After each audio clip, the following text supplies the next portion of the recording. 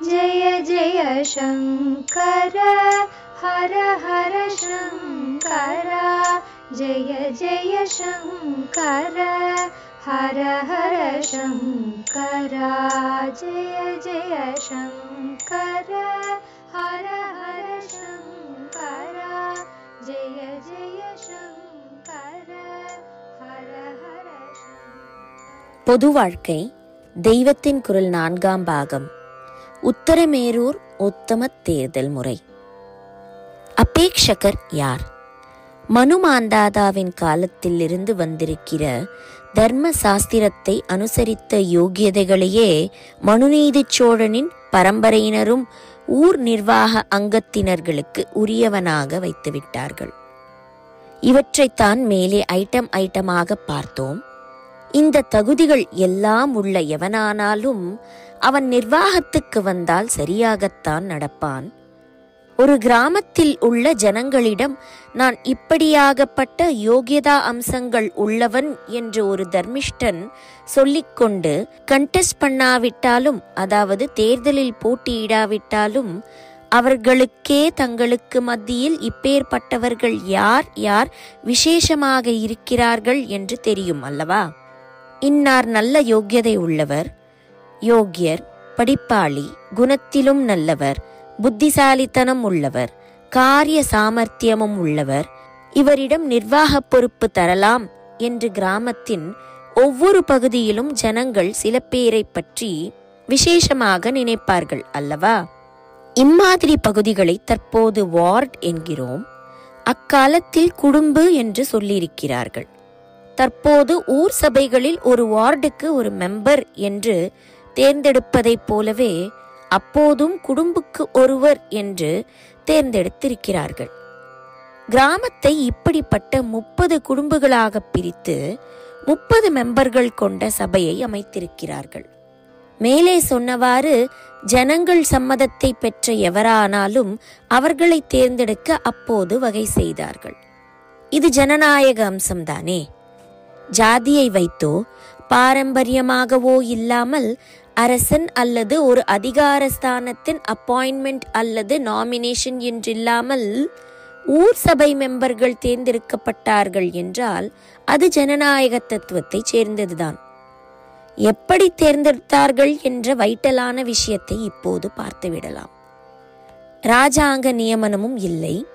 ஜனங்களில் அனைவருமோ தகுதி பெற்ற சில பேரோ ஓட் போட்டு தேர்ந்தெடுக்கும் முறையும் இல்லை என்று மட்டும் சொல்லி ரொம்ப நேரம் உங்களை காக்க வைத்து விட்டேன்.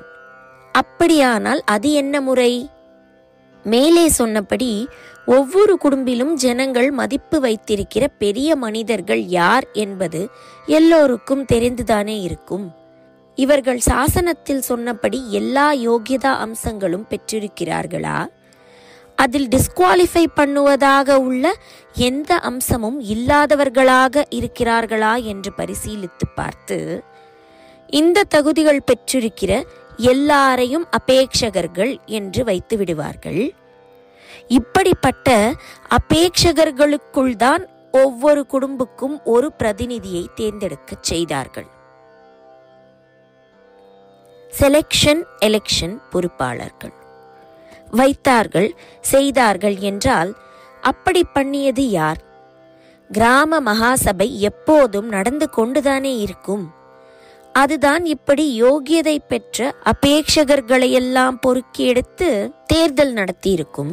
அதாவது நடப்பு சபை அடுத்த சபை தேர்தலுக்கு அபேக்ஷகர்களை செலக்ட் செய்திருக்கும் என்று நினைக்கலாம். ஆனால் உண்மையில் இப்படி நடக்கவில்லை.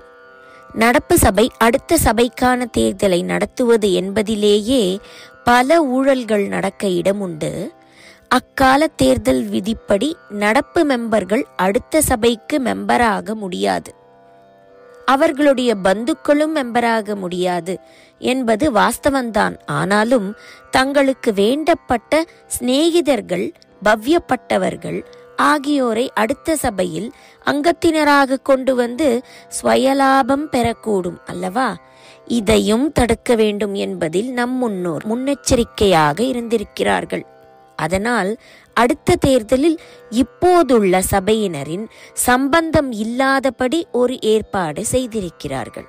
தற்போது நம் குடியரசில் நடத்தவிருக்கும் முறையில் ஒரு சந்தேகம் வரலாம். அதாவது ஒரு தேர்தல் நடக்கும் போது அதிகாரத்தில் உள்ள இராஜாங்கத்தினர் அந்த தேர்தலை நடத்துவதிலேயே மற்ற கட்சிகளுக்கு இல்லாமல் தங்களுக்கு மட்டும் இருக்கிற அதிகார பலம் முதலான அட்வான்டேஜ்களை கொண்டு தங்களுக்கு சாதகமாக ஏதேனும் பண்ணிக்கொண்டு விட முடியுமோ என்று தோன்ற இடமிருக்கிறது. கட்சி ஆட்சி என்று ஏற்பட்டு ஏதோ ஒரு கட்சியின் நிர்வாகத்தில் அடுத்த தேர்தல் நடக்கிறதென்றால் கொஞ்சம் சந்தேகாஸ்பதமாக ஏதாவது தோன்ற இடம் உண்டுதானே. குறிப்பு: தேர்தலுக்கு சில மாதம் முன்பே ஆளும் கட்சி பதவியிலிருந்து விலகி ஆலோசனை குழுவை கொண்டு ராஷ்டிரபதியே ஆட்சி நடத்தி அதன் கீழ் தேர்தல் நடந்தால்தான் தூய்மையாயிருக்கும் என்ற ஒரு கருத்து குடியரசு பிறந்து பல்லாண்டுகளுக்கு பின்னர் எழுந்தது. ஆனால் ஸ்ரீசரணர்களோ குடியரசு பிறப்பதற்கு ஓராண்டு முன்பே இத்திசையில் நம் சிந்தனையை செலுத்தும் முறையில் கருத்து தெரிவித்திருக்கிறார்கள். இதற்கு இடமே இல்லாதபடி நடப்பு சபை மெம்பராயிருந்து வாரியம் என்ற பல கமிட்டிகளில் ஏதாவதொன்றில் பதவி வகித்திருப்பவர்களான இந்த 30 பேருமே பதவி விலகிவிட வேண்டும். அதற்கப்புறம் தர்மகிருத்திய சபைகள் எனப்படுபவனவற்றின் பொறுப்பின் கீழேயே மத்தியஸ்தர்களை கொண்டு தேர்தல் நடத்த வேண்டும் என்று சாசனம் விதிக்கிறது. இந்த தர்மகிருத்திய சபைகள் என்பவை என்னவென்றால், கிராம மகாசபை தவிர அதன் 30 குடும்ப பிரிவினை தவிர அவரை ஸ்வதர்மப்படி கர்மா செய்விக்கிற 12 நாட்டாண்மைகளின் கீழ் கிராமத்தை 12 சேரிகளாக பிரித்திருந்தது. சேரி என்றால் என்னவோ ஏதோ என்று நினைக்க வேண்டாம். அக்ரஹாரமும் ஒரு சேரிதான். இவற்றுக்கான 12 நாட்டாண்மைகள் தான் தர்மகிருத்திய சபைகள் என்று ஊகம் செய்து சொல்கிறார்கள். இவை ஒன்று சேர்ந்தே தேர்தல் நடத்தியது. 12 சேரியிலும் தர்மம் கிருத்தியங்க கடைக்காணும் வாரியரே மத்தியஸ்தரை கொண்டு குறிக்கூட்டி கொடுப்பாராகவும் என்று சாசனத்தில் இருக்கிறது. கிராம மகாசபையினர் எல்லாரும் ஒரு வருஷ டேர்ம் முடிந்ததும் வெளியேறி விடுவார்கள். அப்புறம் மத்தியஸ்தர்கள் உதவியோடு அவசியமான காரியங்களுக்காக இன்டரிம் அட்மினிஸ்ட்ரேஷன், அதாவது இடைக்கால நிர்வாகம் தர்மகிருத்திய சபைக்காரர்களாலேயே நடத்தப்படும். அடுத்த சபைக்கான அபேட்சகர்களின் செலெக்ஷன், அப்புறம் அதற்கான எலெக்ஷன் ஆகியன இவர்கள் பொறுப்பிலேயே நடக்கும். ஒரே ஒரு ஊர் விவகாரம் ஆனதால் இந்த இன்டரிம் பீரியட் ஒரு சில நாட்களாகத்தான் இருக்கும். அதற்குள் செலெக்ஷன், எலெக்ஷன் எல்லாம் நடந்துவிடும். ஊர் சபை என்ற ஒரே பாடியின், அதாவது அமைப்பின் கீழ் ஒன்றாக கூடி பணி செய்த 30 பேர் அடுத்த வருஷ சபைக்கான அபேட்சகர்களை செலக்ட் செய்தால் இவர்கள் தங்களுக்குள் கலந்து கொண்டு தங்களுக்கு ஆதாயம் கிடைக்குமாறும், இப்போது தாங்கள் செய்த தப்பு தண்டாக்கள் அடுத்த சபையிலே வெளிவராதவாறும் செலெக்ஷனை பண்ணிவிடலாம்.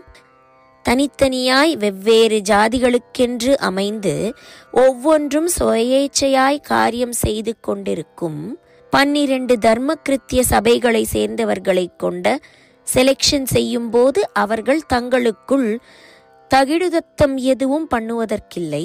ஒவ்வொரு ஜாதிக்கும் தன்னை பற்றி இருந்த தன்மான உணர்ச்சியினால் நாம் ஏதாவது முறை பிசகி பண்ணினால் மற்ற ஜாதிகளின் நாட்டாண்மைகள் நம்மை பற்றி என்ன நினைக்கும் என்ற எண்ணம் இந்த நாட்டாண்மை ஒவ்வொன்றுக்கும் இருக்கும். ஆதலால் அவை சந்தேகாஸ்பதமான எந்த யோசனையும் தெரிவிக்கவே முன்வராது. இதிலே இருக்கும் இன்னொரு ஜனநாயக அம்சம், ஏதோ ஒரு ஜாதியாரின் செலெக்ஷன் ஆக இல்லாமல் சகல ஜாதிகளுக்கும் தர்மகிருத்தியம் காணும் 12 சேரிகளையும் கொண்டு செலக்ட் பண்ண வைத்ததாகும். அந்த நாட்டாண்மைகளும் கூட தாங்களாகவே எல்லாம் செய்வது என்றில்லாமல் மத்தியஸ்தர்களை கொண்டு பண்ணியது கவனிக்க வேண்டிய அம்சம். இதற்கெல்லாம் மேல் இராஜாங்க அதிகாரிகள் கண்காணிப்பு செய்திருக்கிறார்கள் என்பது வேளாணையும் பட்டனையும் பற்றி முதலில் சொன்னதிலிருந்து தெரியும்.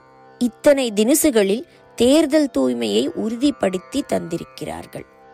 இப்போது பெரும்பாலும் எவரோ ஒருத்தர் அபேட்சகராக நிற்க ஆசைப்பட்டுவிட்டு அப்புறம் பேருக்கு யாரையோ விட்டு நாமினேட் பண்ண சொல்வது, செகண்ட் பண்ண சொல்வது என்கிறது போல் இல்லாமல், எவரொருத்தரும் தானாக அபேட்சிக்காமலே கிராமத்தின் தர்மசபைகளுடைய நிர்வாகிகள் ஜனங்களின் அபிப்பிராயத்தை அனுசரித்து அபேட்சகர்களை செலக்ட் செய்தார்கள்.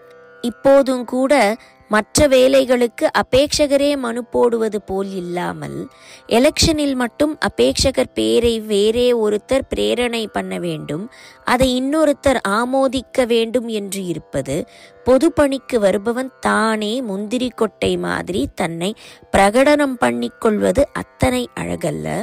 மற்றவர்கள் அவனை நிற்க வைப்பதுதான் கௌரவம் என்ற எண்ணத்தில்தான்.